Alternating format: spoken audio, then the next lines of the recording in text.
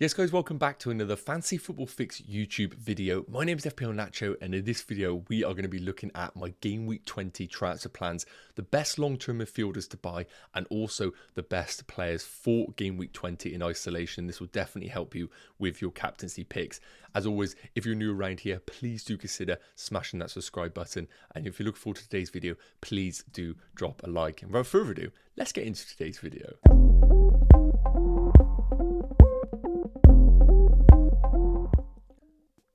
So first up, what I wanted to do is look at the best midfielders for your FPL teams in the long term. For those that didn't know, both Salah and Son are going to be unavailable for our teams from Game Week 21 onwards for potentially up to 5 game weeks. The reason being is because Salah will be going to the African Cup of Nations and Son will be going to the Asia Cup. So regardless, I think managers either have both or they have at least one of those. So we need to start looking at who are the best alternatives in the game. Now, of course, we do have the impending return of Kevin De Bruyne, but I'm not going to add him in the list right now until I actually see him play majority minutes, because we don't really know what kind of fitness he is going to be from Game Week 20 or 21 onwards. But I think the 4 that I've selected here are definitely right up there as some of the best alternatives for your FPL team. So we got Spurs' Richarlison, Bowen, Arsenal's Odegaard and Man City's Phil Foden. So first up, I want to cover off Richarlison. I think he's a great option because of course Son is going to be going from Game Week 21.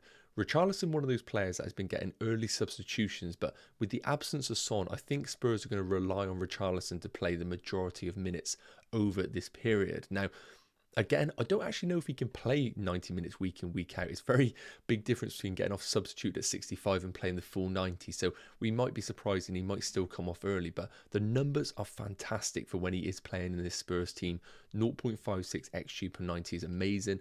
And he does hog a lot of the big chances. My only worry is that going into, of course, Game Week 21 onwards without somebody so important as Son, is the creativity in this Spurs team going to dry up a little bit? That's my only question mark. However, fixtures coming up for Spurs are pretty good.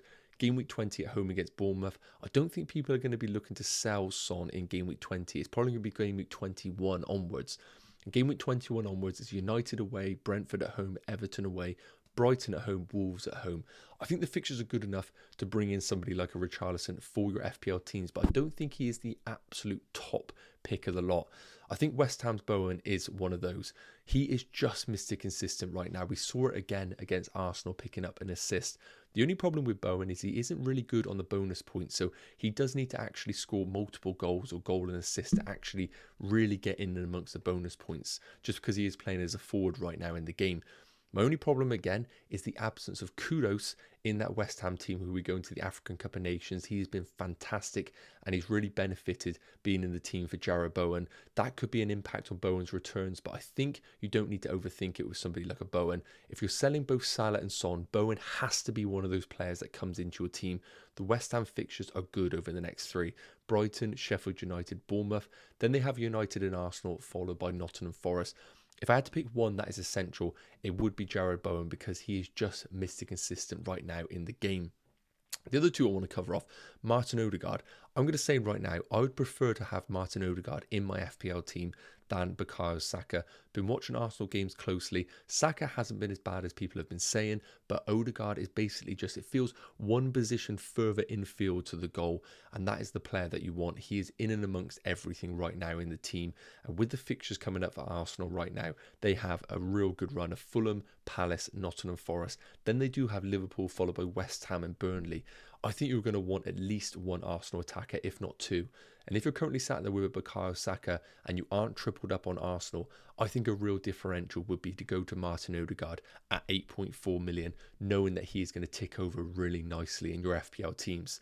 Now, when we're talking about midfielders, Phil Foden is one of those that I would love to have in my team. And to be honest with you, he is the one that I don't think I'm going to be able to get to, but for Game Week 20 onwards, I think could be one of the best picks in the game. Now, the problem with Man City right now is we're going to have Erling Haaland back from maybe Game Week 21 onwards, and of course, a certain Kevin De Bruyne. So we don't really know what this is going to do to Phil Foden's minutes going forward, and that is the only concern because the underlying numbers are decent. 0.28 XG per 90 and a decent expected assist. Doesn't really get the big chances, it is worth noting, but he's picking up some amazing positions and he is predicted to score the most points between now and Game Week 23. and the fixtures are unbelievable. Sheffield United at home in game week 20, Newcastle away, Burnley at home, Brentford away, Chelsea at home, and Everton at home. Amazing long-term fixtures. And if you really want to double down on the Man City attack from game week 21 onwards, I think Foden plus Haaland is probably the route that I would go for from a value perspective. So I love Phil Foden as a pick. I'm just slightly concerned about the return of Kevin De Bruyne and what that is going to do. So if I had to rank these right now, I would probably have Jarrod Bowen number 1, Martin Odegaard number 2. I'd probably then chuck Phil Foden 3 and Richarlison number 4. But because Son is going from Spurs, I think you're going to want a piece of that Spurs attack. So it probably will naturally boost Richarlison's appeal just because you want some Spurs attack in your team. So those are the midfield covers. Let me know your thoughts in the comments. Let's move on to my game week 20 team reveal.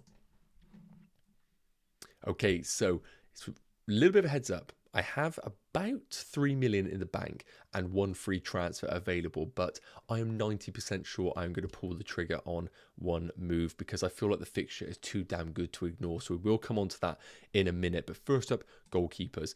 Areola has been benched for the last 2 weeks in my team and he has hauled. It's been very, very painful, but I'm hoping he can deliver in game week 20 at home against Brighton. But I'm not that confident because Brighton are so damn good going forward. We saw that with their 4 goals scored against Spurs. So Areola makes the team. I'm benching Dubravka naturally away against Liverpool. Now moving into the defence, this team right now is based off me making my proposed transfer. Gabriel away against Fulham, Trent at home against Newcastle, and Pedro Porro at home against Bournemouth. I think that's a really solid defence and some players here that have real high upside in terms of bonus point potential. Pedro Porro, we saw that yesterday with him picking up 2 bonus points, even though he conceded 4 goals, which is absolutely ludicrous. I do have currently benched Saliba away against Fulham, and if I wasn't meant to make my transfer, I would happily just play the double up of Arsenal against Fulham. I know Arsenal were really poor defensively against West Ham, but also when I looked at the underlying numbers, they still weren't that bad. Still back them defensively. I'm just always worried that Zinchenko is going to be an issue for this Arsenal team week in, week out, and only takes one mistake from a defender to wipe out that clean sheet. So I think with my proposed transfer, it means that I'm just hedging my bets against the Arsenal clean sheet, which I think isn't a bad move for this week. Moving into midfielders, I'm sticking with this 4 regardless if I do make a transfer or not. Saka away against Fulham, as I mentioned, I would love it to be Odegaard, but Saka is going to continue to play each and every week, which is very, very important. Salah at home against Newcastle, who currently has the captaincy. I'm backing Liverpool for a win and Salah to be in and amongst the goals in that fixture. I just feel like in a week where there are so many phenomenal options, I usually like to hedge the Egyptian king in my team, and hopefully a parting gift, as of course they both will be leaving from game week 21 onwards alongside Son. Palmer away against Luton. This is the big one. I'm not that confident about a Chelsea win here or many goals in this fixture, because if I was to build a team that Chelsea would struggle against, it would be a low block side like Luton, who look to play counter-attacking football and score from set pieces. Chelsea are going to concede from a set piece and putting it out there now, so make sure you are keeping that in considerations when you are looking to play your Chelsea defenders.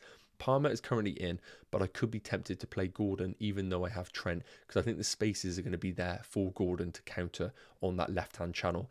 And Son at home against Bournemouth, naturally he is going to stay in the team and then he will be sold in game week 21. Now, moving into the mid-forwards, and this is where my transfer is proposed. Mabama to Alvarez is my proposed transfer, which will leave me with 0.8 million in the bank. As I said, rolling the free transfer probably makes a lot of sense for my team. It gives me 2 free transfers for game week 21 where I know I need to sell Salah and Son. So naturally, the only way I'll do a transfer is if I felt a player was so essential. And for this game week at home against Sheffield United, when I watched the Everton game, I felt Man City were back. I saw the best of them, and I think Phil Foden and Alvarez were really good in that fixture. Foden in particular, but I just can't get to him, unfortunately. And with this home fixture at Sheffield United, it just feels like one of those that if I don't have any investment in the game, it really could come back to bite me. So Mabama to Alvarez is the intended transfer, keeping Watkins and Solanke in the team. The only downside about this move, game week 21 means I'll have to take a -4 to sell Salah and sell Son, likely to Bowen and Richarlison, for example. And then I would have to hold Alvarez for the Newcastle game. I'm not too bad about that because selling Alvarez for a -4 to Erling Haaland, who plays away against Newcastle, doesn't really sit well with me. So I do think Alvarez will then stay in the team for the next 2 weeks. And then in game week 22, I will then sell him to Erling Haaland. So this is my planned transfer. I think the upside is worth going for. Again, let me know your thoughts in the comments. So last up, we're going to move into the predicted points, as this definitely will help you guys who are planning on captaining a certain player. So here are the predicted points for game week 20 in isolation. Again, this should help you if you are looking for a captaincy this week because there are so many fantastic options. Now, goalkeepers, I'm just going to let you check that out. There isn't too much to discuss regarding goalkeepers, but I do think somebody like a Leno long-term is a good wildcard pick if you want to go there, but 4.8 million now is quite expensive.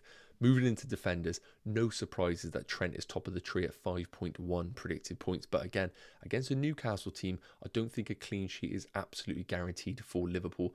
Moreno, a real interesting differential. Digne went off injured for Aston Villa.